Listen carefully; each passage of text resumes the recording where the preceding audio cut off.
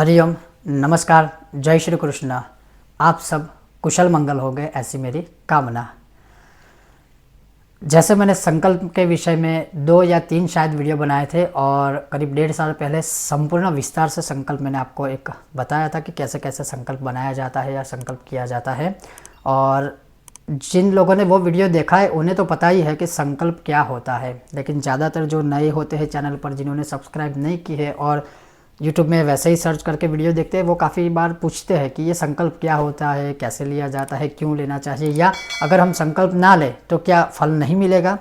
तो मैंने वीडियो में प्रमाण बताया था, मनुस्मृति में प्रमाण लिखा है, अन्य बहुत ग्रंथों में लिखा है कि संकल्पेन विना कर्म यत् किंचित कुरुते नरः फलम चाप्यल्पकम तस्य धर्मस्यार्थ क्षयो भवेत्। अर्थात फल तो मिलेगा लेकिन फलास्यार्धम, उसका फल आधा मिलेगा। और लिखा है धर्मस्यार्थ क्षयो भवेत्, आपने जो धर्म आदि कर्म किया है उसका क्षय हो जाएगा।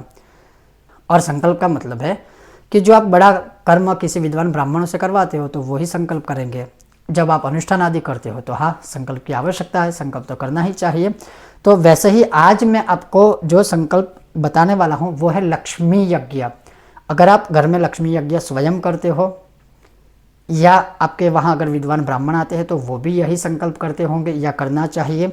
और संकल्प के बहुत सारे प्रकार है, आप अपने आप से संकल्प बना सकते हो, जैसे तिथि, करण, योग, नक्षत्र आदि जो होता है, दिन का परिमाण, वो सब पंचांग में देख के फिर उसका वर्णन करके संकल्प आप बना सकते हो या बोल सकते हो। लेकिन मैं आपको बहुत सरल संकल्प बताऊंगा। अगर मान लीजिए आप स्वयं घर पे यज्ञ करते हो, लक्ष्मी यज्ञ करते हो या करवाते हो, तो उसमें ये संकल्प आप चाहो तो ले सकते हो।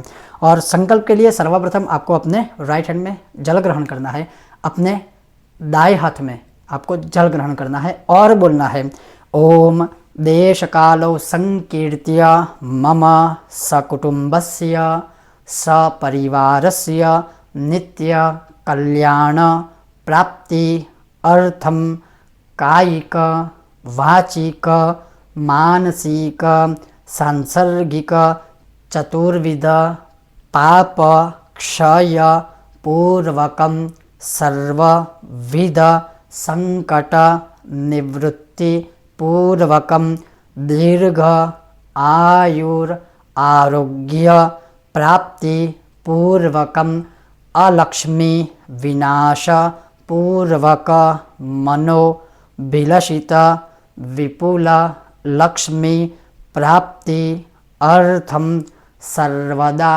मम गृहे लक्ष्मी निवासार्थम च जगदम्बायाः श्री महालक्ष्मी देव्याः प्रीति अर्थम सग्रह मखम लक्ष्मी यागम अहम करिष्ये इति संकल्पयेत।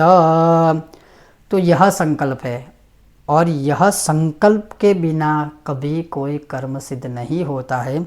आपको मैं सरल भाषा में बताऊं कि आपके जीवन का कोई लक्ष्य होगा, कि आपके जीवन में कोई आपने ऐसा स्वप्न देखा होगा कि मुझे लाइफ में ये चीज़ करनी है, तो वो आपका संकल्प हो गया। अब उस समय तक या उस चीज़ तक, जैसे मान लीजिए कि आपकी एक इच्छा है कि मैं XYZ नाम की एक गाड़ी खरीदूँ, कार खरीदूँ, तो आपने सोच लिया और सीधा तो आप लेके नहीं आओगे, वहाँ तक पहुँचना पड़ेगा। अर्थात उतनी हमारी हैसियत होनी चाहिए या बहुत मेहनत करके खूब धन कमाकर या पैसा हम कमाकर फिर उसे खरीद सकते हैं। तो अर्थात आपने जो स्वप्न देखा था, आपने जो मन में संकल्प लिया था कि मैं एक दिन यह कार खरीदूंगा, तो वो सपना जो आपने देखा था, वहाँ से आपने जो मेहनत शुरू करके आप वहाँ तक पहुँचे हो, उसे संकल्प कहते हैं। दूसरी बात मैं आपको बताऊं कि संकल्प क्या है। तो आपने जिस दिन, जिस समय, जिस कार्य के लिए आपने एक सर्टिफिकेट रेडी किया है, भगवान के आगे आपने जो संस्कृत में यह सारे शब्द बोले हैं, उसे संकल्प कहते हैं। और जो शास्त्रोक्त संकल्प का मीनिंग है वो है सम यानी समान, कल्प यानी विचार। एक अच्छा समान समरूपी जो विचार है उसे संकल्प कहते हैं। अब यह जो संकल्प है उसमें क्या है, जैसे मैंने बोला कि विस्तार से आप चाहो तो तिथि करण आदि का उल्लेख करके संकल्प बोल सकते हो, लेकिन आप वैसे ही सामान्य रूप से यह संकल्प भी बोल सकते हो देश कालो संकीर्त्यम, जहाँ पर पूरे विश्व में देश काल अनुसार आप यह कार्य करने जा रहे हो या कर रहे हो, ऐसा इसका भाव है कि मुझे सहित मुझे मेरा जो पूरा कुटुंब है, मेरा जो पूरा परिवार है, उनका नित्य कल्याण हो, उसलिए यह।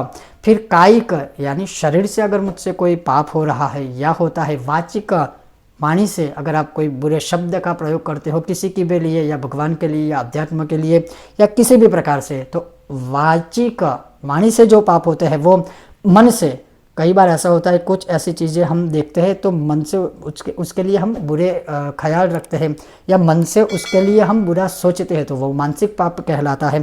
तो इस प्रकार से जो भी पाप है उन पापों से दूर हो, वो पाप दूर हो, इसलिए सभी प्रकार के संकटों से विनाश करने के लिए, संकटों का विनाश करने के लिए, दीर्घ आयु आरोग्य, स्वस्थ अच्छा आयु आरोग्य प्राप्त हो, लंबा आयु आरोग्य प्राप्त हो, इसलिए अलक्ष्मी जो है उसका विनाश हो और सदलक्ष्मी की प्राप्ति हो, 10 प्रकार की लक्ष्मी प्राप्ति हो। कहाँ पर? मम गृहे, मेरे घर में लक्ष्मी जी का निवास हो जाए। उसलिए भगवती जगदम्बा को प्रणाम करके श्री महालक्ष्मी देवी की प्रीति अर्थ सग्रहमख अर्थात नवग्रहों के पूजन सहित और नवग्रहों का भी इसमें नवग्रहों के मंत्रों से भी उनका स्मरण करके आहुति दी जाए। सग्रहमख अर्थात नवग्रह सहित लक्ष्मी यज्ञम करिष्ये अर्थात लक्ष्मी यागम करिष्ये अर्थात मैं लक्ष्मी यज्ञ करने जा रहा हूँ, या अहम करिष्ये उसका अर्थ ये हो जाएगा कि मैं कर रहा हूँ। अगर ब्राह्मण के द्वारा किया जाएगा तो वहाँ पर आएगा अहम कारयिष्ये। कारयिष्ये का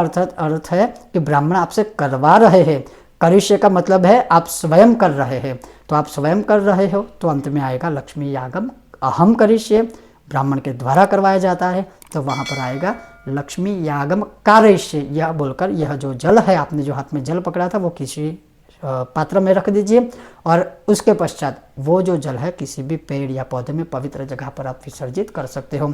तो ये था लक्ष्मी यज्ञ का संकल्प।